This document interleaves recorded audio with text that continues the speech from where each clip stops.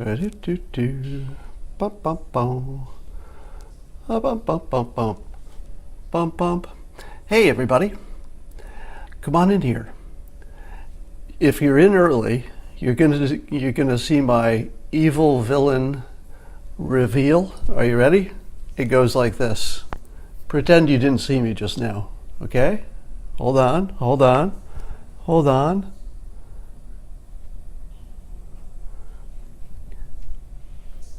Good morning.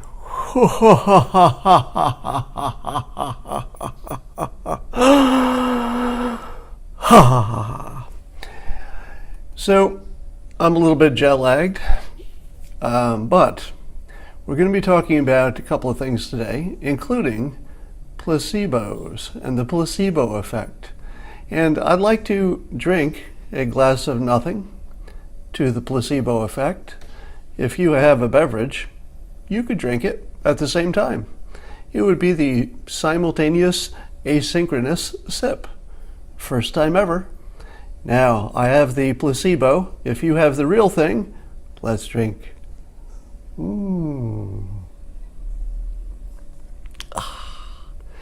Now, I don't know how good your real coffee was or real beverage, but the placebo, delicious. I think it's doing the trick. We'll talk more about the placebo in a moment. So I just tweeted an article from CNN in which CNN did its classic thing where it starts by assuming that the president is a racist and then goes on to write an article about all the ways he's making the country worse, and people should be happy because the economy is good, etc. But they're not, and they blame the president for the divisive feeling in the country. And I looked at their examples, and sure enough, it's a list of fake news.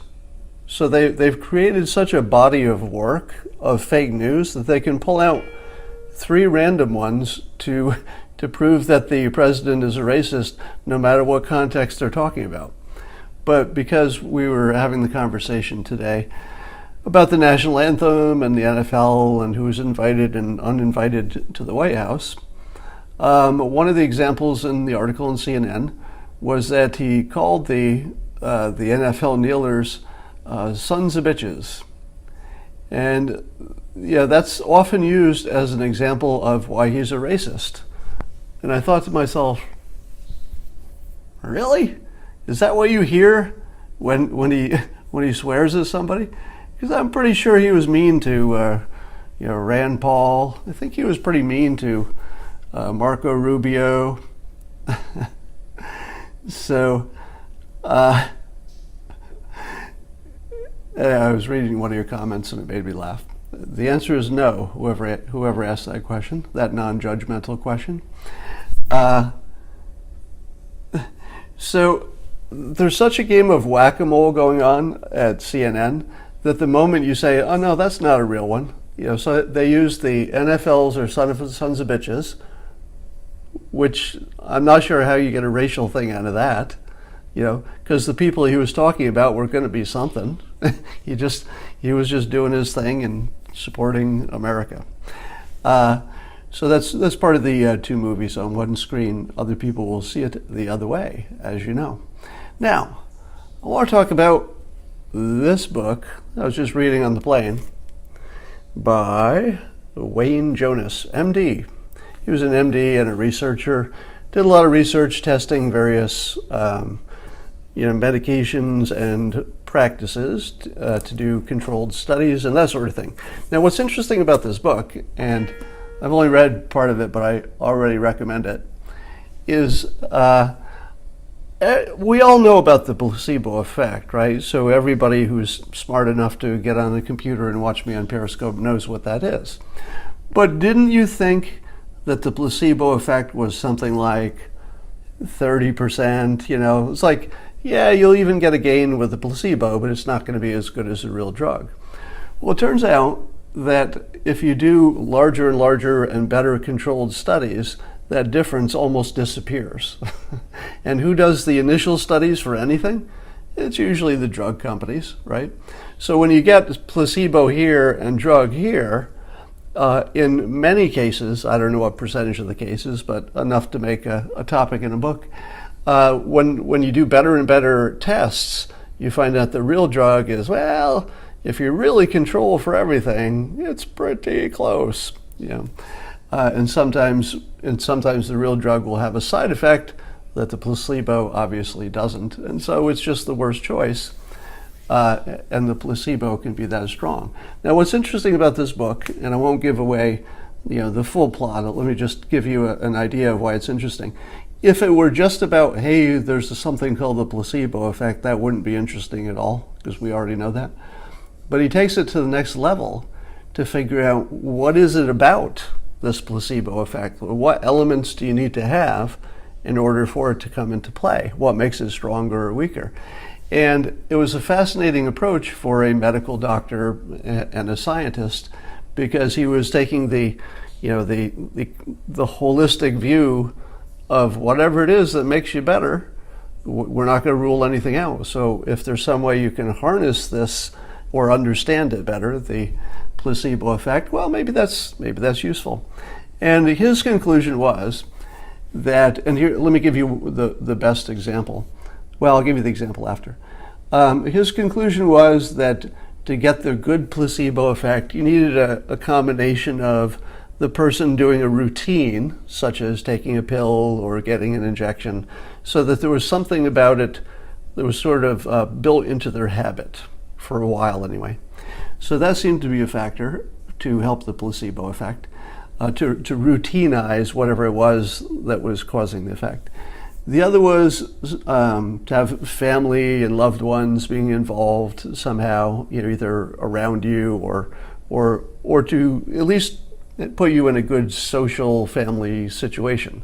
So if you were the subject of other people liking you and giving you attention and hoping for the best, that was also correlated. But then there was this far more interesting one, which is that the placebos are different in different cultures, because the culture brings with it its own expectations.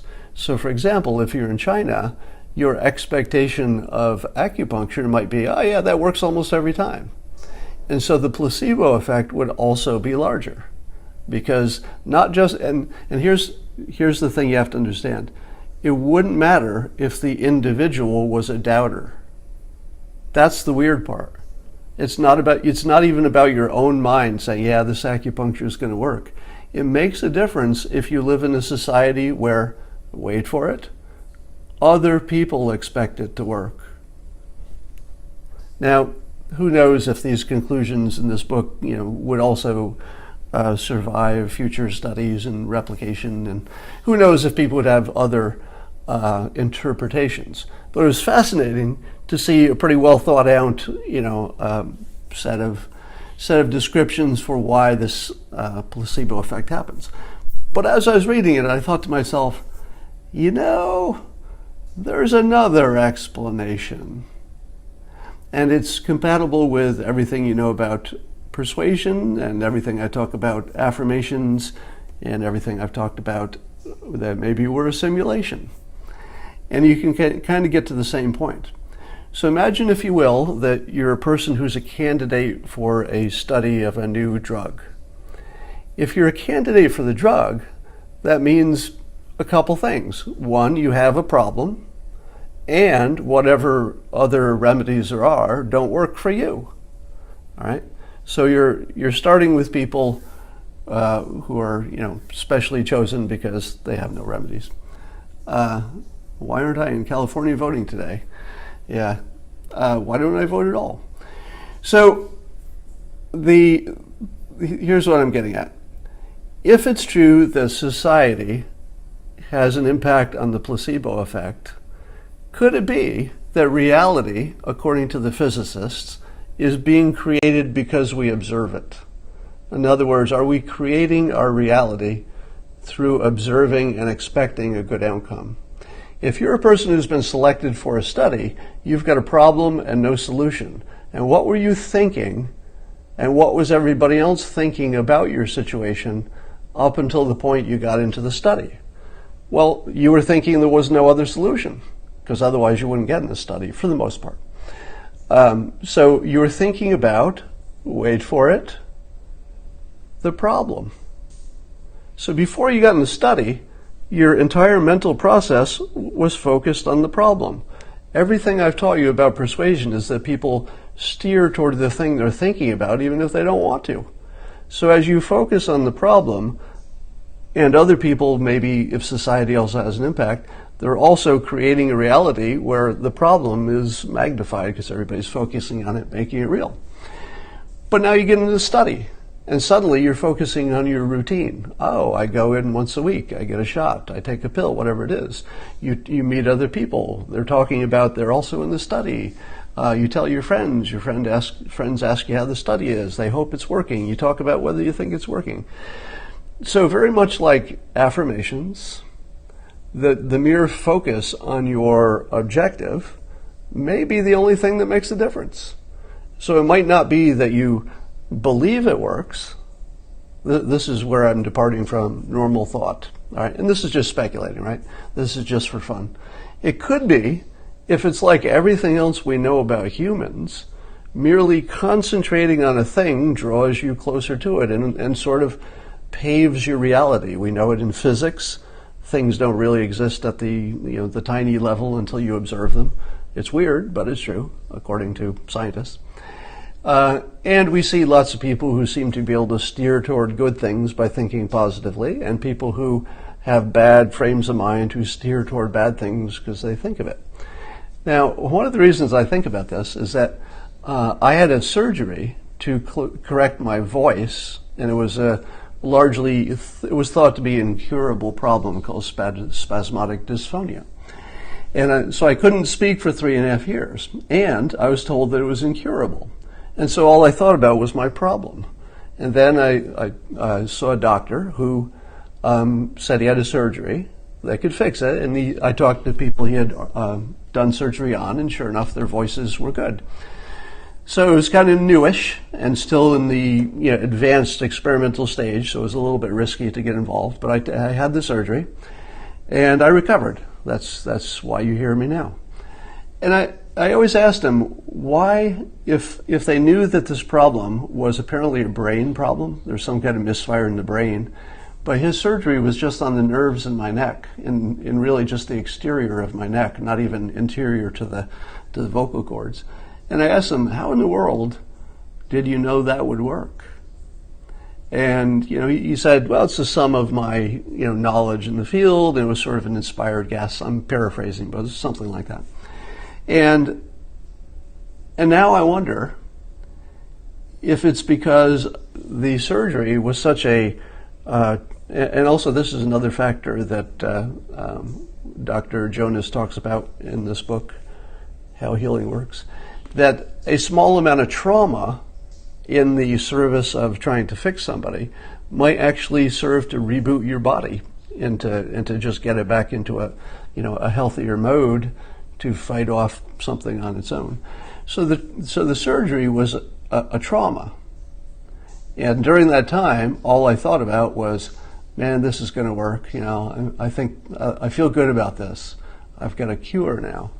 And so for 2 months solid, I couldn't think of anything except how I was going to be able to speak as soon as I healed, because it takes a few months before you can actually talk.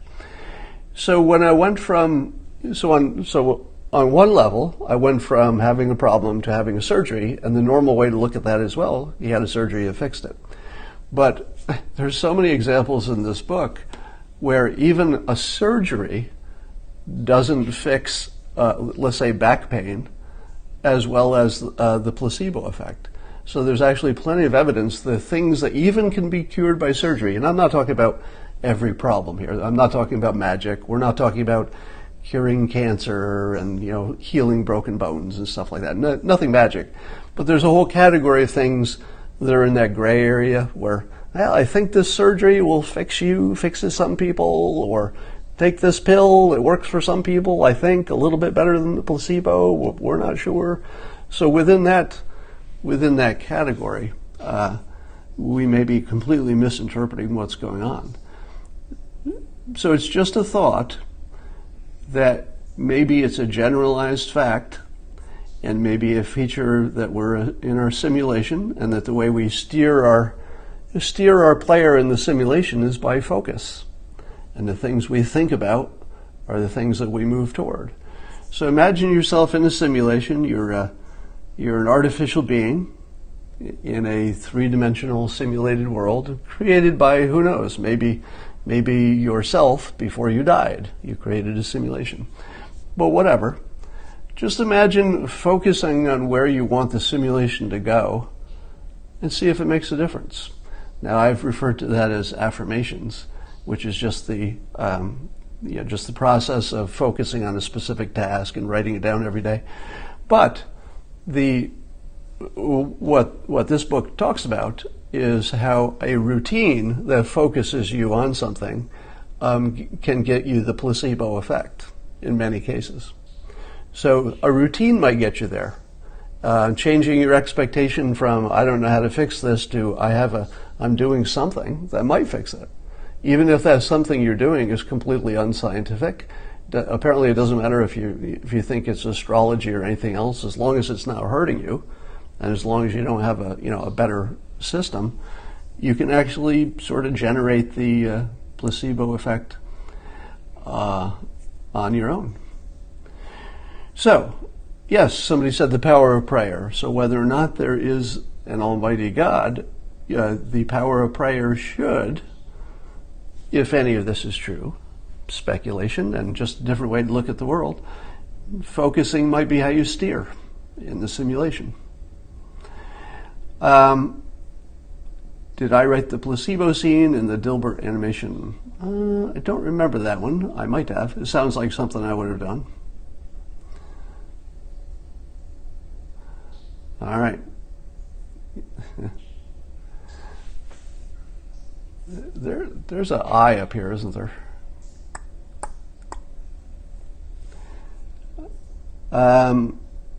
Show us hypnosis. I can't really do that on video very well. Is there a God in your simulation?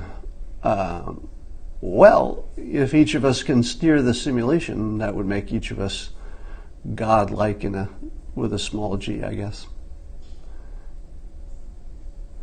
All right.